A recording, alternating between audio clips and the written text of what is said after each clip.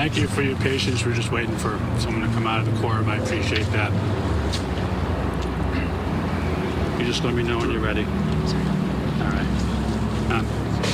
Good afternoon, everybody. Pursuant to the Suffolk County District Attorney's Office statutory mandate and authority to direct and control all depth investigations in Boston and Suffolk County, I authorize a charge of manslaughter against Boston Police Officer Nicholas O'Malley for the March 11th, 2026 shooting death of 39-year-old Stevenson King. You've just heard an overview of the facts that established probable cause for this charge in court moments ago. I authorize this charge against Mr. O'Malley after a thorough investigation and the application of the law to the facts and evidence in this horrible incident. I want to thank the experienced and dedicated detectives of the Boston Police Department Firearm Discharge Investigation Team for their hard work and professionalism. Their fidelity to the truth, their objectivity, and their commitment to following the evidence was singular. The residents of the city of Boston can be proud of the integrity of their work and confident in the results of their investigation. I want to offer my condolences on behalf of my office and the people of Suffolk County to the family of Mr. King. His life matters, and my office is firmly committed to seeking justice in this case. Today is just one step in the journey toward justice. We'll seek for the tragic loss of Mr. King's life just last week. On March 11th, I responded to the scene of Linwood Square, or believe me, maybe Linwood Court in Roxbury, along with my first assistant, my chief of the homicide unit, and ADA Palmbaum, who is here in court today and stands here with me now, who is the chief of my Public Integrity Bureau, who, along with senior staff, will lead this investigation and prosecution. Over the last week, ADA Palmbaum, the experienced detectives of the Boston Police Department Fitted Unit, reviewed police-worn body camera, conducted witnesses and interviews and prepared statements, including of the two BPD officers involved in these tragic events, and gathered and reviewed a vast array of other relevant evidence to this case. The evidence has revealed that an unarmed carjacking by Mr. King happened earlier that night. As you heard, it was approximately 15 minutes prior to the officers locating the vehicle. Mr. King was still in the car at the time the officers located the vehicle. After Mr. King's failure to heed repeated commands by the officers, he attempted to flee in the car. Officer O'Malley fired through the driver's side of the car, striking Mr. King 3 times and killing him just as he drove away. The evidence demonstrates that Officer O'Malley fired at a moving vehicle, an action prohibited except in limited circumstances not present here, in violation of Massachusetts law and clear BPD procedures.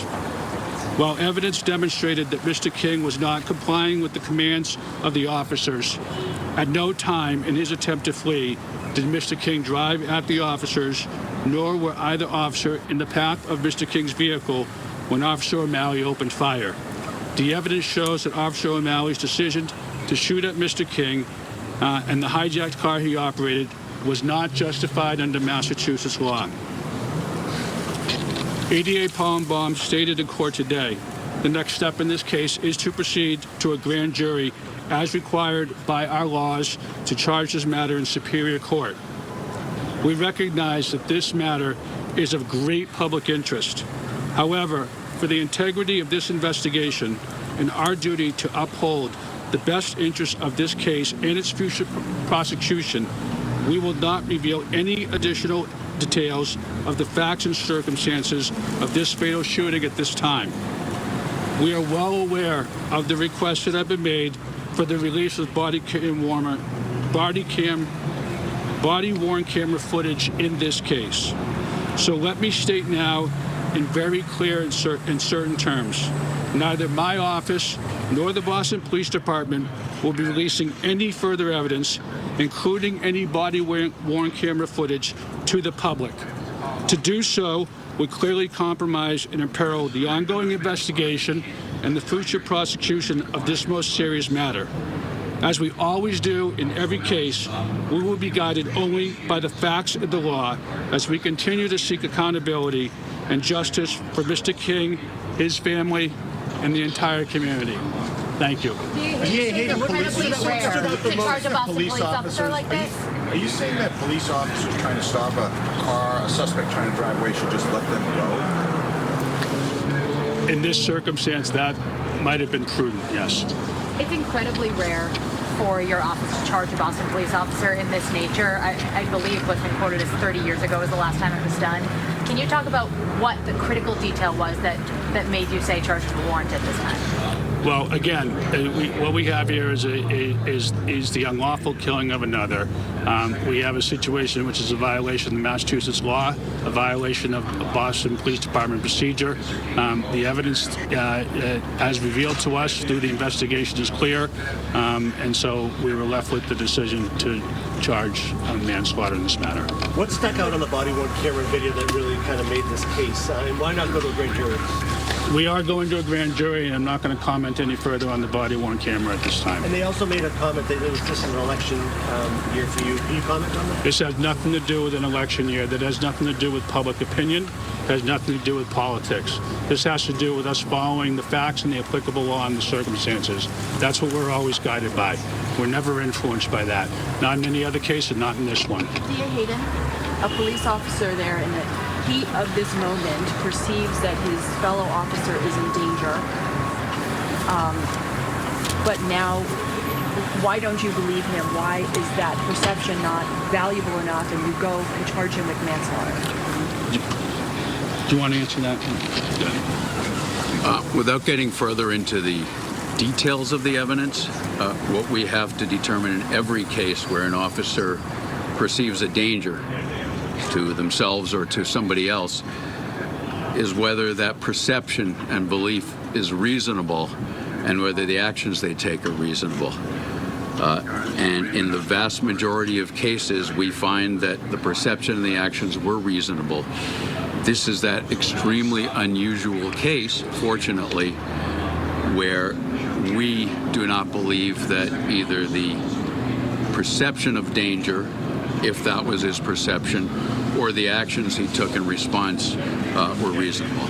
Any other questions? I'm going to shift to this side. What about the relationship now with Boston police officers? That courtroom was filled with them. Is there going to be friction now between your office and these officers? Well, on an individual basis, I don't know. I do know this. I know that the Boston Police Department are, in my estimation, some of the greatest law enforcement professionals in this entire country. They hold themselves to a very high standard, and they do an excellent job day in and day out. It's certainly not going to hinder my opinion or interactions with any of them.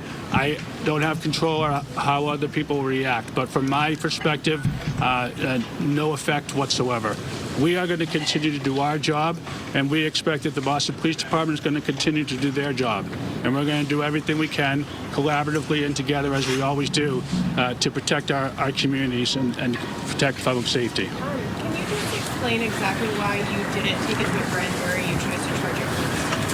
Again, we are taking this matter to a grand jury. So with the circumstances here are much like many other circumstances. People are arrested and charged in district court prior to the matter going to the grand jury all the time. This case was not treated any differently than any of those other cases. On that note, why was the decision made to arrest the officer rather than give him the chance to surrender? In having Officer O'Malley arrested, he was treated no better or no worse than would a civilian be who was going to be charged with a serious crime. And again, no aspersions on him. We don't know him. We don't know how somebody would react. It would not be prudent simply to say, you're being charged with a criminal homicide and just present yourself. We and the police department both agreed to do it in the quickest and safest way possible to get him before the court. Any other questions? Yeah, can you just say what message this sends to the rest of the department in this case? Well, like I said earlier, I trust, hope, and remain to pray that this doesn't change our relationship whatsoever. That remains to be seen. I don't have control over that. Like I said, from my perspective, it won't influence anything. We still have a hall calling and a high duty. We do and they do to protect and serve the public. And I have no reason to believe that this is going to hinder us from being able to do that. Thank you. Thank you. Thank you.